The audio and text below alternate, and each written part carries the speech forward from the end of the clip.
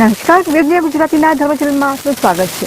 મિત્રો, આજે મેં આપને બતાવી રહ્યા છે વટ સાવિત્રીના દિવસે શું કરવું શું નહીં તેના વિશે માહિતી.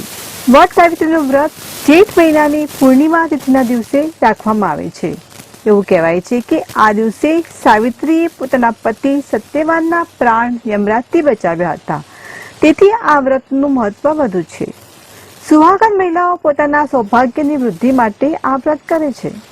વટ સાવિત્રી વ્રતના દિવસે વિધિપૂર્વક પૂજા કરવાની સાથે જ મહિલાઓએ કંઈક અન્ય પણ ધ્યાન રાખવું જોઈએ. તો આવો જાણીએ વટ સાવિત્રી વ્રતના દિવસે મહિલાઓએ શું કરવું જોઈએ અને શું ન કરવું જોઈએ. સૌપ્રથમ જાણીશું વટ સાવિત્રીના દિવસે શું કરવું. વટ સાવિત્રી વ્રતના દિવસે મહિલાઓએ ભૂલથી પણ ભૂરા, કાળા અને સફેદ રંગના કપડાં ન પહેરવા જોઈએ. પૂજામાં આ રંગોનો ઉપયોગ કરવો અશુભ માનવામાં આવે છે. તમારા જીવનસાથી સાથે આ દિવસે વિવાદ કે કોઈની આગળ તેમની નિંદા પણ ન કરવી જોઈએ. વડ વૃક્ષની પૂજા માટે મહિલાઓ જાય તો પૂરો સોળ શણગાર સજીને જ જાય. પણ આ વાતનું ધ્યાન રાખો કે તમે તમારા વાળ આ દિવસે ન કપાવશો.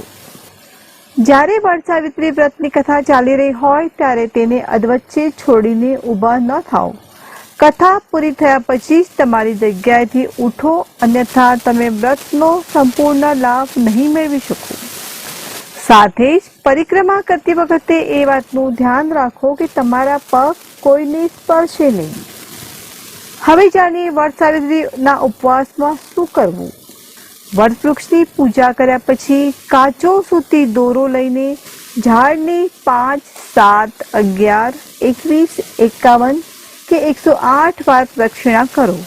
આનાથી ઓછી ન કરશો. જો તમે ચાહો તો કાચા દોરાની જગ્યાએ નાળા છડીનો ઉપયોગ પણ કરી શકો છો. જ્યારે મહિલાઓ પોતાનું વ્રત તોડે છે ત્યારે તેને ચણા ખાઈને તોડવું જોઈએ. આ માટે ચણાને પહેલા જ પાણીમાં પલાળી દો. પૂજા દરમિયાન તમે જે પણ સુહાગની સામગ્રી પ્રદાન કરો છો તે ફક્ત તમારી સાસુ, નણંદ અથવા પરિણીત સ્ત્રીને જ આપો. જો મિત્રો આપને અમારો વિડીયો ગમે હોય તો તેને લાઈક અને શેર જરૂર કરો અને મારી ચેનલને સબસ્ક્રાઇબ કરવું ભૂલશો નહીં.